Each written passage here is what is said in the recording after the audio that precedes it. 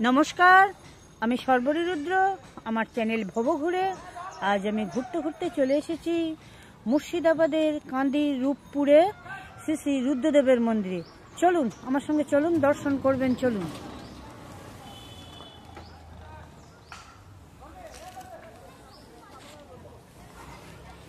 হাওড়া থেকে এলে আপনারা হাওড়া টু আজিমগঞ্জ ট্রেনে চেপে সালারে নেমে সালার বাস স্ট্যান্ডে এসে বাসে এসে কাঁদিতে নামবেন এবং সেখান থেকে টোটো করে রূপপুর শ্রী শ্রী রুদ্রদেবের মন্দিরে আসবেন। দ্বাদশ শতাব্দীতে তিব্বত পানিপলে হিমালয় অঞ্চল থেকে অন্য মতে কামরূপ কামাখ্যা থেকে এক বৌদ্ধ তান্ত্রিক এসেছিলেন দুটি মূর্তি নিয়ে। এই ময়ূরাক্ষী নদীর তীরে এখানে তিনি তন্ত্র সাধনা শুরু করেছিলেন। দুটো মূর্তির মধ্যে একটি ছিল দণ্ডায়মান ভৈরব মূর্তি, অন্যটি ধ্যানমগ্ন বুদ্ধ।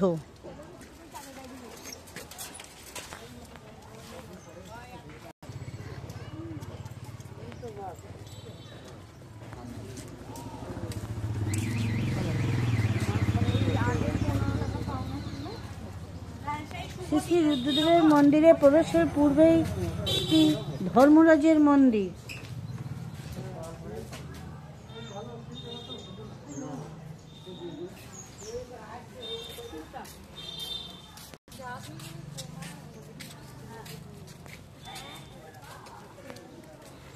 শ্রী শ্রী রুদ্রদেবের মন্দিরে প্রবেশের এটাই প্রধান দ্বার। চলুন, স্থানীয়দের কাছে এটি বাবার বাড়ি নামে পরিচিত।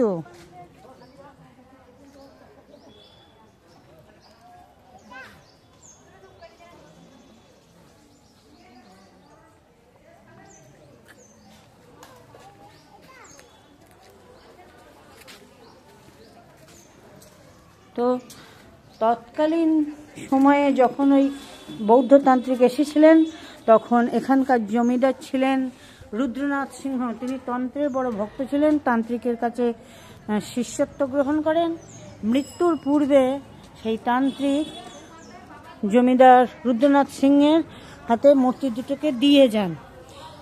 তখন সেই রাজা বৌদ্ধ মূর্তি দুটোকে রূপপুরে এনে রুদ্রদেব রূপে প্রতিষ্ঠা করেন, কিন্তু তান্ত্রিক পুজো করতেন কালাগ্নি রুদ্র হিসেবেই পুজো করতেন। মন্দিরে যাওয়ার মন্দির চত্বরে প্রথমেই দেখলাম একটি কালী মন্দির। এখানে রটন্তী কালীর পূজা হয়। সামনে হাঁড়িকাঠ বা তসলা।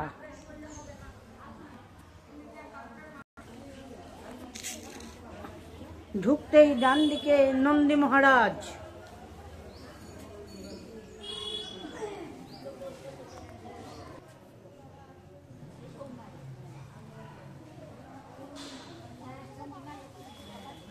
ওই বৌদ্ধ তান্ত্রিক যেখানে মূর্তি দুটোর অর্চনা করতেন সেটি এখন হোমতলা নামে পরিচিত।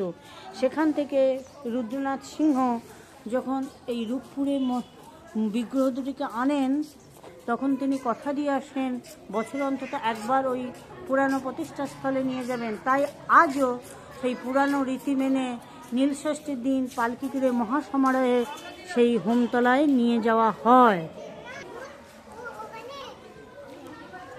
দুর্ভাগ্যক্রমে সেই মূর্তি দুটি চুরি হয়ে যায় এবং এখন সেই তার অনুরূপ একটি মূর্তি তৈরি করে এখানে প্রতিষ্ঠা করা হয়েছে। একটি পুরানো অশ্বত্থ গাছ।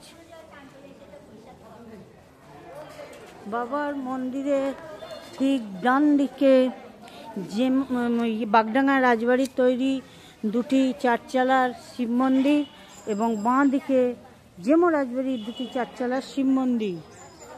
মন্দির দুটির গায়ে টেরাকোটার কাজ।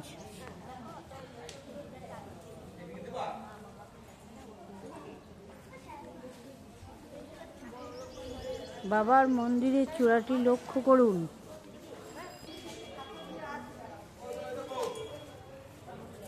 মন্দিরের চূড়ায় নন্দী ভিরিঙ্গি। চলুন।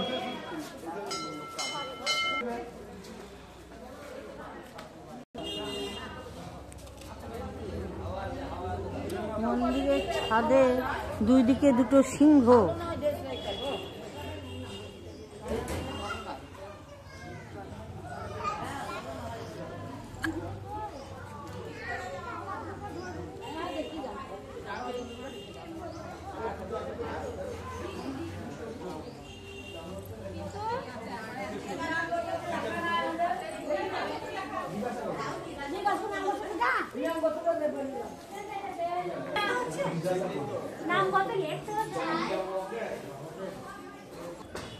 দেখুন, এই বিল্লবৃক্ষের তলেই অন্নপ্রাশনে, বাচ্চাদের অন্নপ্রাশনের সময় চুল কেটে দান করা হয়।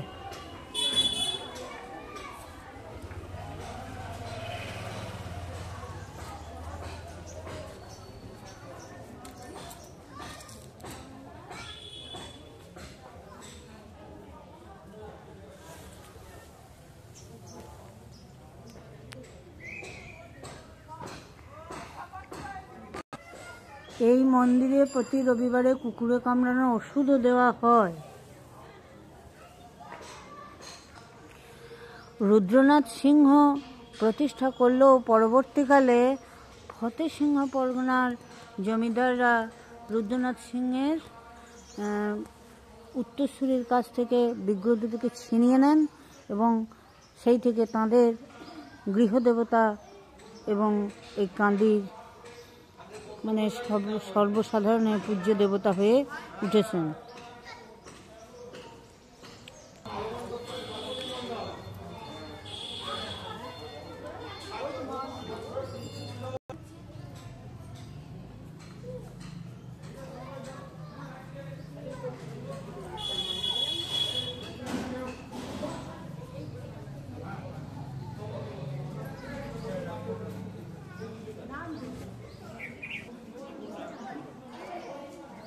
আপনারা শ্রী শ্রী রুদ্রদেব বাবাকে দর্শন করুন।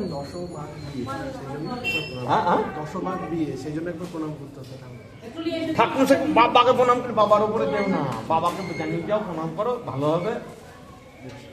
হ্যাঁ, ঠিক আছে, ঠিক আছে। মূর্তিটি ভালো করে লক্ষ্য করুন, এটি একটি ধ্যানমগ্ন বুদ্ধের মতো মনে হচ্ছে।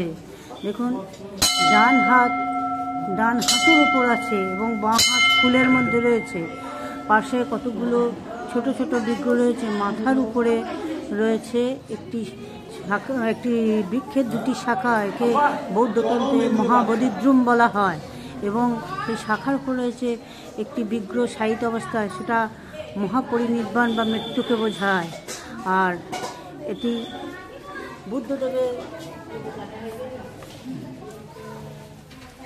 বুদ্ধদেবের মাথার উপর যেমন শামুক দেখা যায়, এখানেও সেরকম দেখা যাচ্ছে। সেই জন্যে আন্দাজ করা হচ্ছে এটা বুদ্ধমূর্তি শিবমূর্তিতে রূপান্তরিত হয়েছে।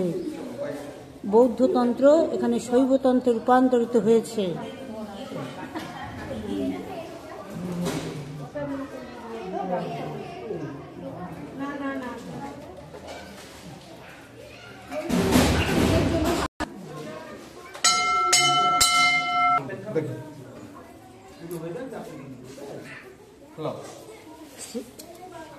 শ্রী শ্রী রুদ্রদেবের পাশেই দেখা যাচ্ছে একটি শ্বেত পাথরের দুর্গা মূর্তি।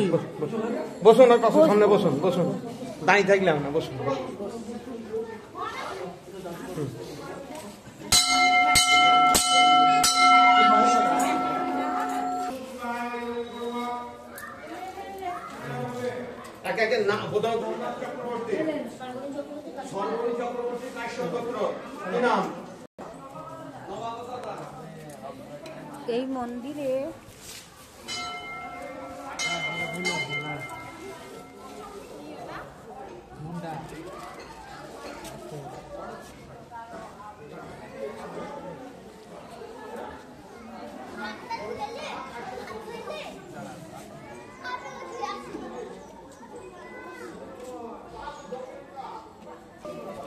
এই মন্দিরে মহাসমারোহে গাজন পালিত হয়।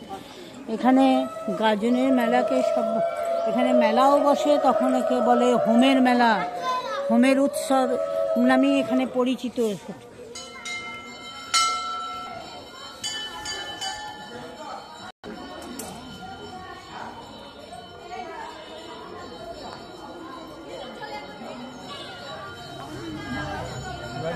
হবে না।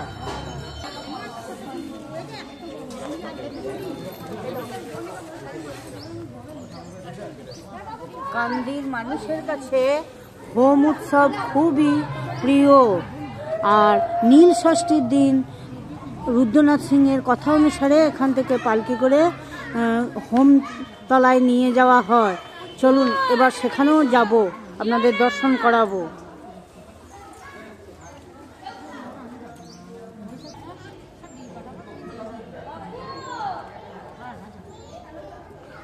দুটি শিব মন্দির, বাগডাঙ্গা রাজবাড়ি, ডান দিকে দুটি শিব মন্দির বাগডাঙ্গা রাজবাড়ি, বাঁ দিকে জেমো রাজবাড়ির তৈরি।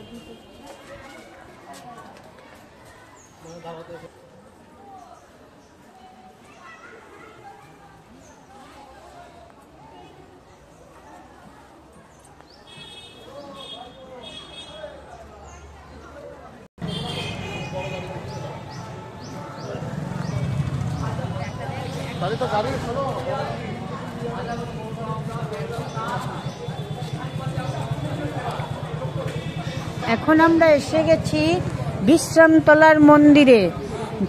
গাজনের সময় নীল ষষ্ঠীর দিন রুদ্রনাথ সিংহের কথা অনুসারে পালকি করে শ্রী শ্রী রুদ্রদেব বাবাকে বাবার বাড়ি থেকে হোমতলায় নিয়ে যাওয়া হয়। পথে এই বিশ্রামতলায় বাবাকে দাঁড় করিয়ে বিশ্রাম করানো হয়। মন্দিরটি বেশি দিন হয়নি, অল্প কয়েক বছর হয়েছে। এটাই বিশ্রামতলা, আপনারা দর্শন করুন।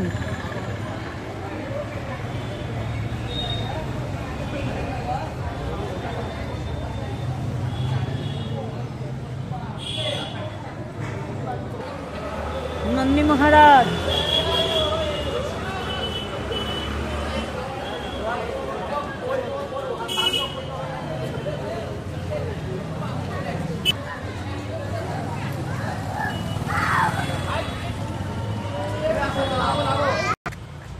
এখন আমরা এসে পড়েছি হোমতলায়।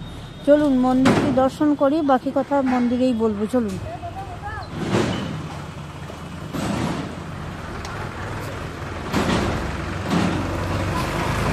মন্দিরের সামনে দুদিকে দুটি নন্দী মহারাজের মূর্তি।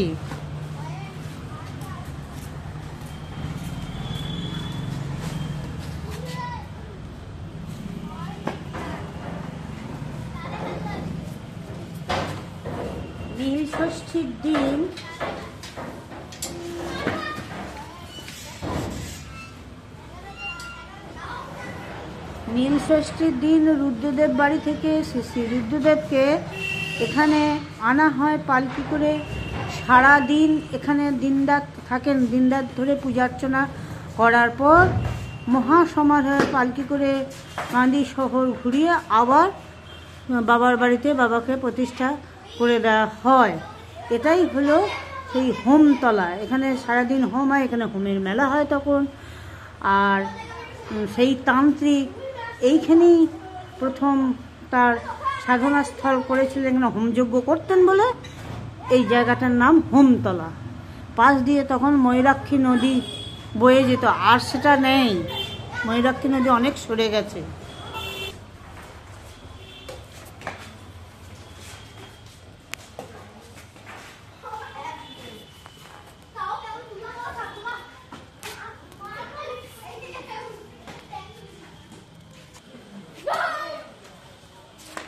এই দেখুন, এই পাশে আছে কানা ময়ূরাক্ষী নদী। সে জল বিশেষ নেই, আগে এখানে অনেক জল ছিল, এখন নেই, সেই জন্য বলে কানা ময়ূরাক্ষী।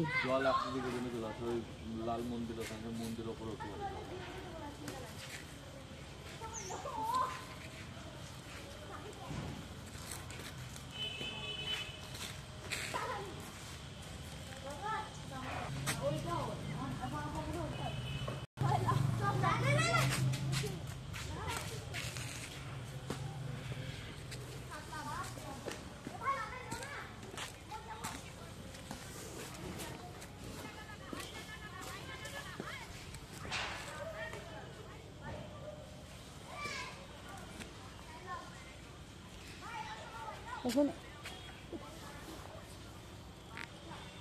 আজ এই পর্যন্তই। আবার কোনো দিন ঘুরতে ঘুরতে আপনাদের সঙ্গে আমার দেখা হয়ে যাবে। ততক্ষণ আপনারা ভালো থাকুন, সুস্থ থাকুন, আনন্দে থাকুন এবং আমার সঙ্গে থাকুন। আর হ্যাঁ, আমার চ্যানেলটিকে সাবস্ক্রাইব করে দেবেন। ভালো লাগলে লাইক, শেয়ার, কমেন্টস করবেন। শেষ পর্যন্ত থাকার জন্য আপনাদের অনেক ধন্যবাদ জানাই। নমস্কার।